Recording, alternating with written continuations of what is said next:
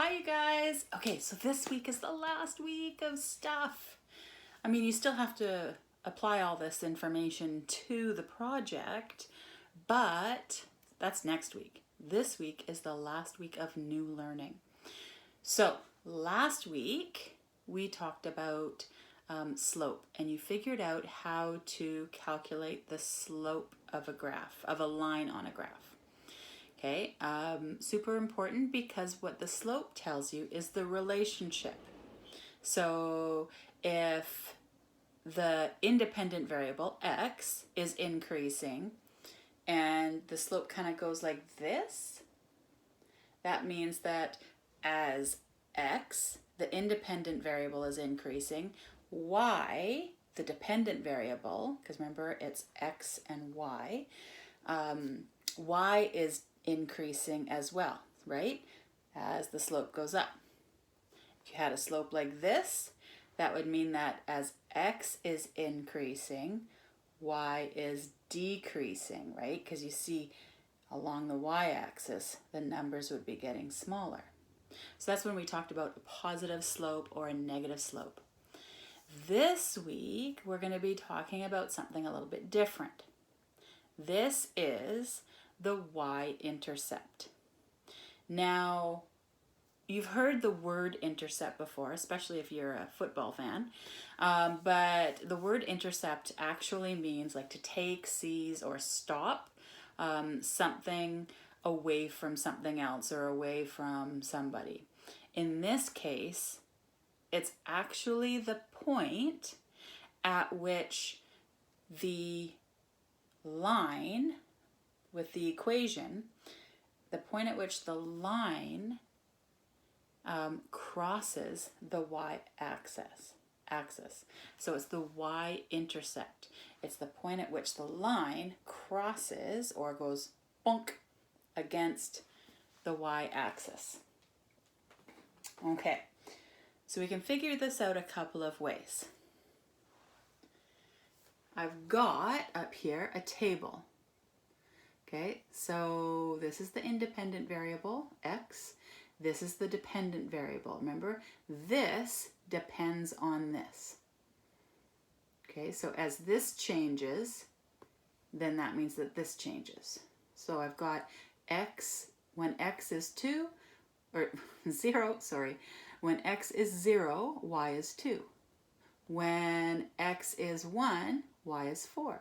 When x is 2, y is 6. When x is 3, y is 8. So I'm just going to quickly graph that. Okay, so when x is 1, y is 2. I'm going to put a dot there. Whoops, that's not quite where it is. So I'm going to put it right there. Okay, when x is 2, y is 4. Or sorry, when x is 0, y is 2. When x is 1, y is 4. When x is 2, cross that out. When x is 2, goes doot, doot, doot, doot, doot, y is 6. When x is 3, y is, let me make sure that it's kind of straightish. Ooh, that one wasn't straight. There we go. And there we go.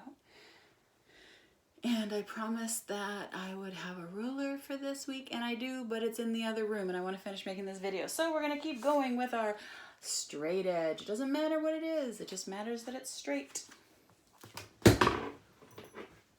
Okay, so I'm going to put this along here, and I'm going to draw a line.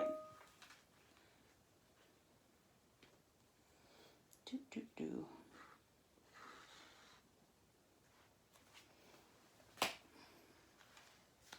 Okay, so there's my line. Now, can you see where this line intercepts the y-axis?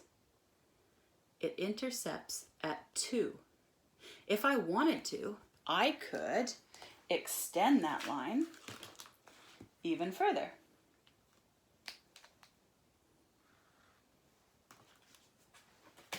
Right? So now I could work on negative numbers as well. Okay, so this is the y-intercept. It's where that line crosses the y-axis. So this is 2. In this case, the y-intercept is 2. And actually, I'm going to tell you what the whole equation for the line is. So this line, remember, has a relationship. It has a slope, but it also has a y-intercept. So the equation for this line, is actually 2 times x plus 2. So give it a try. 2 times x, so 2 times 0 is 0, plus 2, y would be 2. Okay, so let's try 2. So 2, x is 2, so 2 times 2 is 4, plus 2, so 4 plus 2 is 6. So this is the equation for this line. And you could keep going. You could go like when x is 4, when x is 5, when x is like 733, or negative 12. What happens when x is negative 12? And all of those numbers will be on that line. It's just going to be a lot bigger.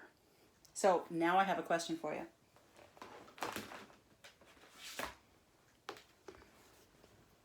What do you think the y-intercept is here? What I'd like you to do is I want you to message me through Teams chat and tell me what the y-intercept is for this graph. All right, so for this week, you are going to be doing, you're going to be watching this video, I really hope, because it's pretty informative. You are going to be watching a couple of Khan Academy videos, again, on that y-intercept, because it helps. You don't have IXL work this week, you have Khan Academy work. So I couldn't find the right IXL stuff. Like, it was kind of weird stuff, and I really wanted you to just focus on the y-intercept. So I chose the Khan Academy questions instead. And then don't forget to come to our meeting on Monday and on Wednesday. Choose one of those. And if you have any questions, please, please, please message me, because your assignment, like the full inquiry project, is due the next week. And you don't have a whole week for it because I need to get the marks in. Okay, so very, very important. All right, I'll see you later. Bye.